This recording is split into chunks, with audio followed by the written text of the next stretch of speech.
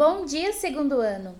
Hoje, na disciplina de português, nós vamos dar uma relembrada sobre os antônimos, um assunto que nós já vimos e ainda nós vamos ver algumas vezes, porque os antônimos eles estão bastante presentes na nossa língua e é importante nós conhecermos para diferenciar, o significado, diferenciar as características das coisas. Então, os antônimos, eles são caracterizados como o contrário das palavras, Então, por exemplo, se eu falar fino, o antônimo é grosso. Se eu falar alto, o antônimo é baixo.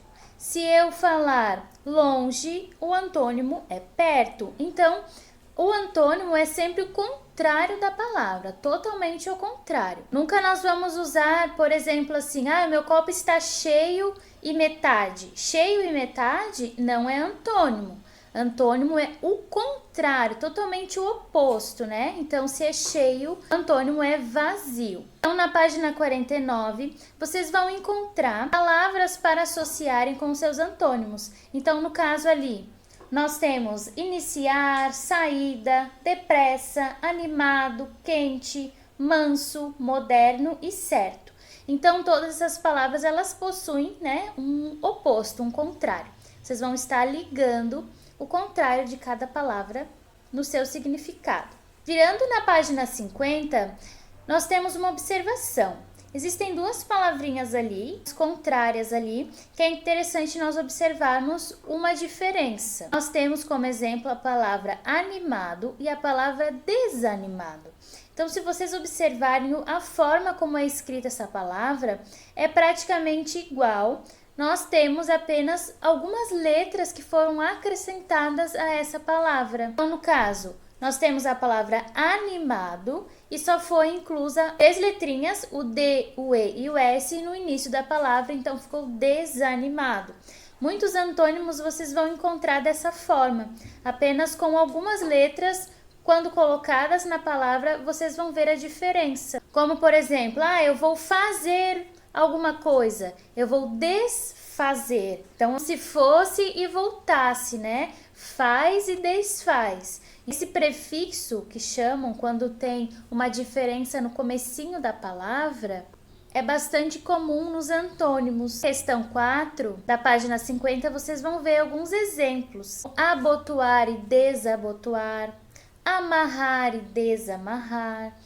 Então, são palavras bastante parecidas, mas que uma é o oposto da outra. Podemos concluir que ao acrescentar o des no início de algumas palavras, podemos formar seu antônimo. A parte acrescentada no início da palavra é dado o nome de prefixo.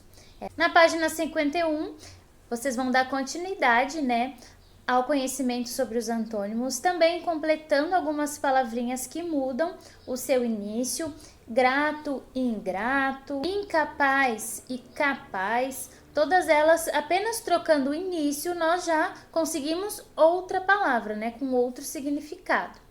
Passando para o livro de atividades, nós vamos trabalhar mais a questão do antônimo. Nós vamos colocar bastante em prática, porque lá no livro de atividades tem bastante questões para vocês estarem completando, como qual é o contrário da palavra, qual é o início da palavra, quando ela troca. Mais importante para vocês lembrarem sempre é que o antônimo é quando nós precisamos ter o oposto da palavra, o contrário daquilo ali: feliz, triste, bravo, calmo. Outro ponto importante para falar para vocês é que não existem apenas uma palavra que seja o antônimo daquela palavra que nós precisamos. Então, por exemplo, eu estou triste.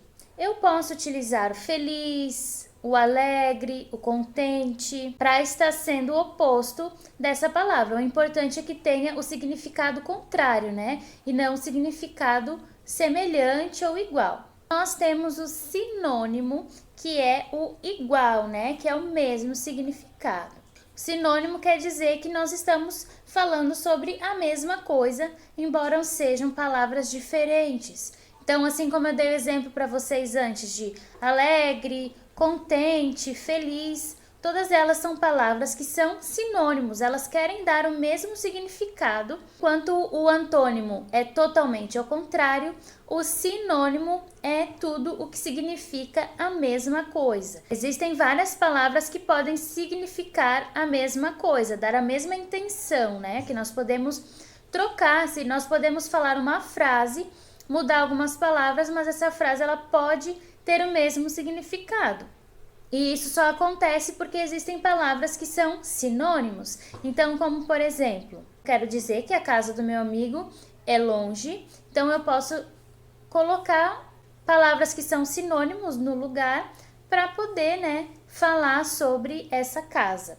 Assim como casa, eu posso mudar para residência, lar, tudo significa que é a casa do meu amigo. Nas páginas 26 e 27, vocês vão estar respondendo e completando as atividades de acordo com os sinônimos. Lembrando que antônimos é o contrário da palavra, são palavras contrárias com significados opostos, diferentes, e sinônimos são palavras com os mesmos significados e querem dizer a mesma coisa, tá bom?